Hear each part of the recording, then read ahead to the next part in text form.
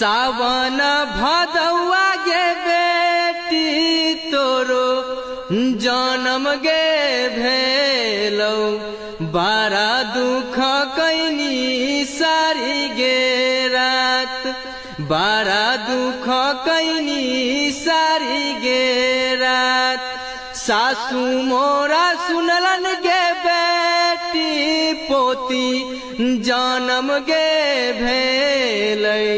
ठोकी लेलन बाजार गे केवार ठोकी लेलन बाजार गे केवार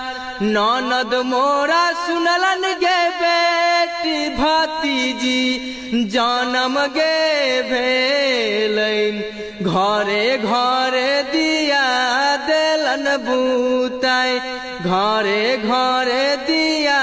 देलन बूताई।